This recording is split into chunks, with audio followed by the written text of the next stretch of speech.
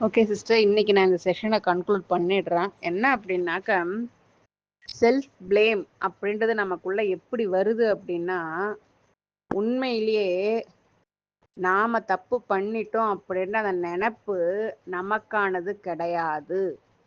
மற்றவங்க கொடுக்கிற வார்த்தைகளுக்கு அந்த அளவுக்கு முக்கியத்துவம் கொடுத்து அதை எடுத்து நம்ம உண்மையின் பேர்ல அந்த இடத்துல உண்மையிலே நம்ம எந்த தப்பும் பண்ணியிருக்க மாட்டோம். அது தப்பே கிடையாது. ஆனா அது மத்தவங்களுக்கு தப்பா தெரிஞ்சதுனால, அவங்க குடுத்த அந்த தப்பு அப்படின்னு அவங்க சொன்ன அந்த வார்த்தைகள எடுத்து, நாம நம்ம மேல ஒட்ட வச்சுக்கிறதுக்கு பேரு தான் செல்ஃப் ப்ளேம். நம்மளுடைய உண்மைகள மறைச்சு, அவங்களுடைய அ வெளிப்பாடு. அவங்க அத எப்படி வெளிப்படுத்தணும்னு நெனைச்சாங்களோ, அப்படி அவங்க எத வெளிப்படுத்துனாங்களோ, அத நாம எடுத்து ரொம்ப முக்கியம்னு நெனைச்சு, கம் போட்டு நமக்கு நாமே ஒட்ட வச்சுக்கிறதுக்கு பேரு தான் செல்ஃப் ப்ளேம். எப்பல்லாம் நீங்க பாஸ்ட்ட பத்தி திங்க் பண்றீங்களோ, அப்பல்லாம் அந்த செல்ஃப் ப்ளேம் வருது அப்படின்னா, அது உங்க குரல் கிடையவே கிடையாது.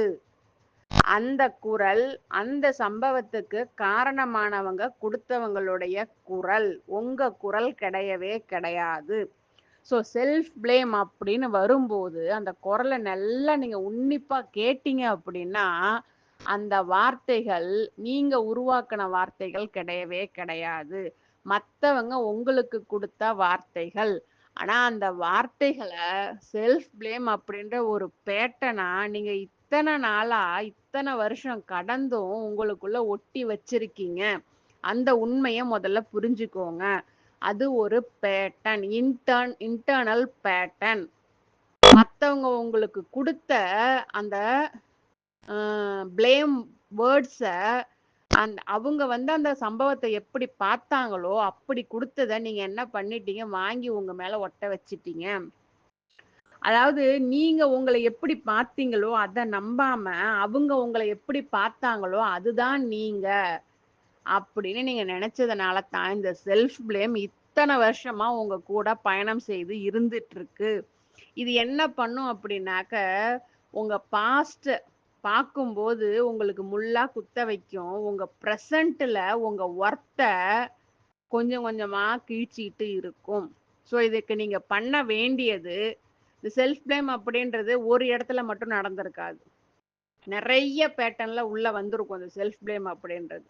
ஸோ பாஸ்ட்ட பத்தி நீங்க நினைக்கும்போது, அந்த சம்பவத்த கொஞ்சம் விரிவா அலசி ஆராயும்போது, அந்த செல்ஃப் ப்ளேம் அப்படின்றது உங்களுக்கு யார் குடுத்தாங்க அப்படின்றத முதல்ல நீங்க கண்டுபிடிக்கணும்.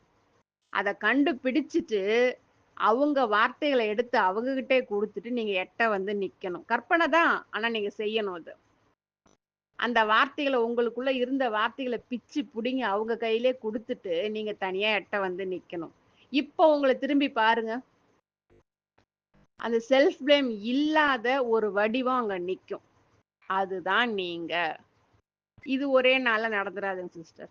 கொஞ்சம் கொஞ்சமா, கொஞ்சம் கொஞ்சமா இத்தன நாளா எல்லா பேட்டர்னையும் எப்படி நம்ம உடைச்சுக்கிட்டு வந்தோமோ, அதே மாரி தான் இந்த பேட்டர்னையும் நாம உடைக்கணும். ஸோ ஆனா அந்த செல்ஃப் ப்ளேம உங்கள்ட்டருந்து பிச்சு எடுக்கும்போது, உங்களுக்கு அவ்ளோ கோவம் வரும். அவ்ளோ விரக்தி ஆவும். அவ்ளோ சோர்வு அடைவீங்க. ஏன்னா, அவங்க மேல உங்களுக்கு இருக்கக்கூடிய ஆற்றாமை, கோபம் இத்தன நாளா மூடி வச்சிருந்த அந்த கோபம் அதிகமாகும். ஆனா, அந்த கோபத்த அவங்க மேல காட்டுறது வேஸ்ட்டு. உங்க மேல காட்டிக்கிறது அது இன்னும் மோசமான விஷயம். அத பண்ணக்கூடாது. கொஞ்சம் பொறுமை தேவை. உங்க மேல உங்களுக்கு பொறுமை தேவை. அந்த செல்ஃப் ப்ளேம் இல்லாத உங்களுடைய அந்த பழைய வடிவத்த அக்செப்ட் பண்ணிக்கிற பொறுமை உங்களுக்கு வேணும். ஆனா இந்த இடத்துல உங்க ஈகோ தலை தூக்கும். அந்த நடந்த சம்பவத்துல என்னுடைய தப்பு எதுவுமே இல்லையே. ஆனா இத்தனை நாளா செல்ஃப் ப்ளேம் என்கிட்ட குடுத்து என்ன இத்தனை வருஷமா என்கிட்ட இருக்க வச்சுட்டாங்களே அப்படின்னு அவங்க மேல கோவம் வரும். வரத்தான் செய்யும். இல்லைன்னுலாம் சொல்ல முடியாது. வரும் தான்.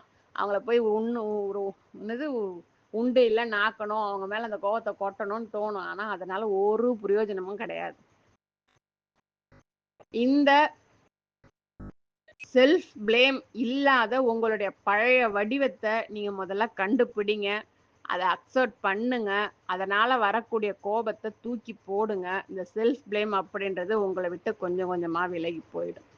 இதுதான் சிஸ்டர் செல்ஃப் ப்ளேமை ஹீல் பண்றதுக்கான வழி.